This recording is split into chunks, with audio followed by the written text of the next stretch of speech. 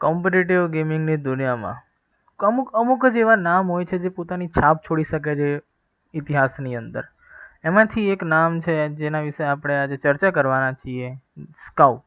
को with that Uzi and instantly उनको finish off करना चाहेंगे, बट सरप्राइजिंगली यहाँ पे आई थिंक लेवल दिक्कत में लग सकते हैं. अगर यहाँ पे टीम टेम्पो के प्लेयर्स स्मोक के बाहर आके इनको इजीली स्पॉट कर सकते हैं तो वो हाई ग्राउंड एडवांटेज रहेगा जिसके कारण फिनिश कर सकते हैं. बट स्काउट का यहाँ पे नेट जाता हुआ टीम ગુજરાતના વડોદરા શહેરની અંદર જન્મેલા સ્કાઉટ એકે તન્મય સિંહ, જેને પહેલેથી ગેમિંગ જોડે બહુ પ્રેમ હતો અને એ as a professional football player બનીને આપણા ભારત દેશને વર્લ્ડ સ્ટેજ ઉપર રિપ્રેઝેન્ટ કરવા માંગતા હતા.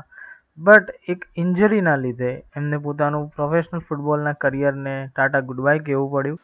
पर इंजरी हुई कैसे? ट्रायआउट्स का डे था, एक दिन पहले दबा के ट्रेनिंग की, अगले दिन बिना हाइड्रेट करके सीधा ग्राउंड चला गया. वार्म अप चला था तो हल्का सा वार्म अप करके स्प्रिंट मारी, पुल हो गया. बस स्प्रिंटिंग के दौरान Sprinting.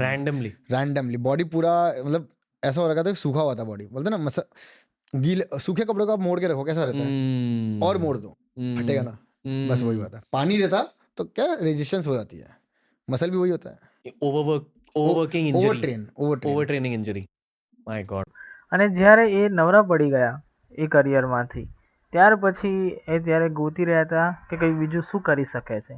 ત્યારે પબજી પીસી લોન્ચ થઈ હતી અને પબજી પીસી લોન્ચ થઈ હતી એટલે એ ગોતતા હતા કે કોઈ આના જેવી ગેમ હોય જે ફોનની અંદર અફોર્ડેબલ હોય, કારણ કે ત્યારે કમ્પ્યુટર બનાવવા બહુ અઘરી વસ્તુ હતી, અત્યારે બી છે જ, પણ ત્યારે બહુ કઠિનાઈ હતી. એટલે તન્મય વિચારતો હતો કે જો પબજી પીસી જેવી કોઈ ગેમ આપણા મોબાઈલની અંદર અવેલેબલ હોય તો ત્યારે એને फ्री फायर મળ્યું, જે બધા ક્લોન છે પબજીના, પણ એ પબજી નથી.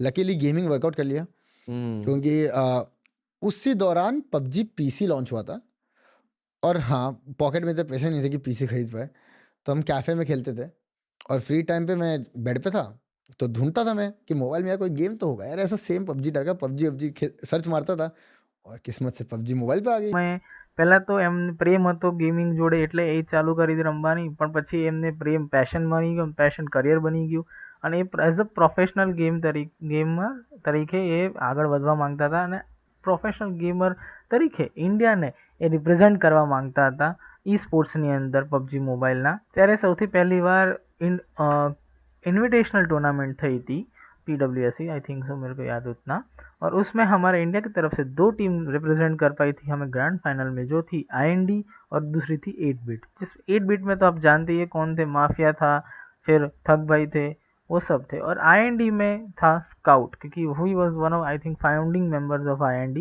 और वो काफ़ी चली थी वो टीम और उन्होंने काफ़ी अच्छा परफॉर्मेंस भी दिखाया था. भले वो जीत नहीं पाए थे पर उस स्टेज पे स्काउट ने एक रिकॉर्ड बना के रख दिया था, जिससे पूरी दुनिया में स्काउट का नाम इतना फेमस हो चुका था कि लोग, जो कोरिया है, चीन है, जो डोमिनेटिंग नेशंस थे उस टाइम पे पबजी में, वहाँ पे भी स्काउट का नाम डंक की चोट पे बोला जाता था कि he is one of the best assaulter from India.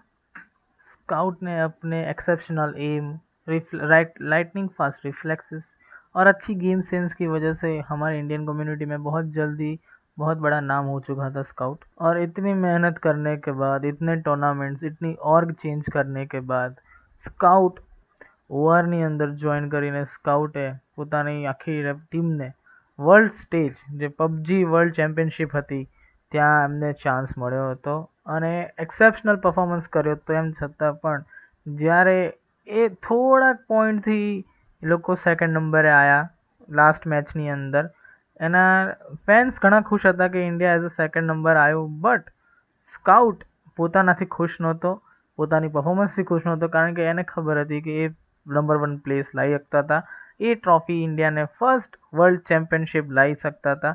તેમ છતાં એ વસ્તુ પોસિબલ ના થઈ, કારણ કે તેમ નસીબને મંજૂર નહીં હોય કે કંઈ બી બીજા ઇશ્યુના લીધે. તો બી એઝ અ ઇન્ડિયન ફેન અમે બધા ખુશ હતા કે ભાઈ ચલો ઇન્ડિયા એઝ અ સેકન્ડ આવ્યું, બટ સ્કાઉટની ઇનેટ સ્પિરિટ એને ના પાડતી હતી કે કોમ્પિટિટિવનેસ એની એને સેકન્ડ નંબરે સેટલ થવા દેવા તૈયાર નહોતી. स्काउट हमारे साथ एक बार फिर से जुड़ चुके हैं. Scout, how are you doing, how are you feeling? Kind of disappointed though. You don't have to be You don't disappointed, have to brother. be, yeah. Like, we are proud of you because हम लोगों को पता है scout जिस तरीके से ये जो जर्नी होती है प्लेयर सैक्रिफाइस करते हैं एंड बहुत सारे लोग समझते भी इस चीज़ को and e sports is growing right now and एक साल में हम लोगों को पता है, आपको भी पता है कि कितना ग्रो कर रहे हैं Indian PUBG mobile competitive lineup very bright in future. Yes. Thank you for each and everything that you have shown and audience की तरफ से वही बोलना चाहते हैं, यू से OR, I से OP. I would just say I love you, Scout. What you have done for the team, because जो dedication आप लेकर आते हो उतना dedicated player कोई इस circuit में, Indian circuit में नहीं है. I've seen you out there. सुबह उठ करके जब practice होती है, जब team meetings होती हैं, सब चीज़ें होती थी. You have actually done amazing out there. और वो चीज़ आप अपने लिए भी करते हो, fans के लिए भी करते हो. So is there some message जो आप अपने fans को देना चाहोगे? Because right now everyone is listening to you. Everyone is listening to OR Scout OP right now. Guys, we are really sorry. Again, we disappointed you guys. Hope અગલે tournament में better रहेगा performance. ત્યારે એને એક વસ્તુ કીધી હતી, એ next time આવશે ત્યારે વર્લ્ડ ચેમ્પિયનશિપ એકવાર તો લઈને જ આવશે ઇન્ડિયા માટે, અને ત્યાં સુધી એક કોમ્પિટિટિવ ઈ સ્પોર્ટ્સ છોડવાનો નથી.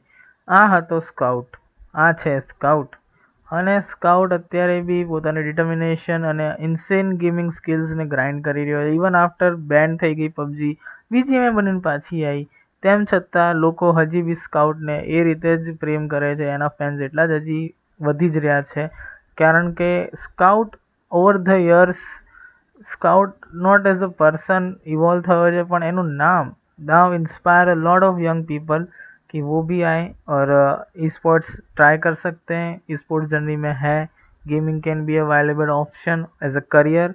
सो बहुत कुछ बदल गया है कुछ चुनिंदा नामों की वजह से पूरी गेमिंग ई स्पोर्ट्स कम्युनिटी में. उसमें से एक नाम हम कह सकते हैं जो पिलर स्टोन था, वो था स्काउट. और आज इस वजह से स्काउट की पूरी अचीवमेंट्स एक वीडियो में हो नहीं सकती है समअप.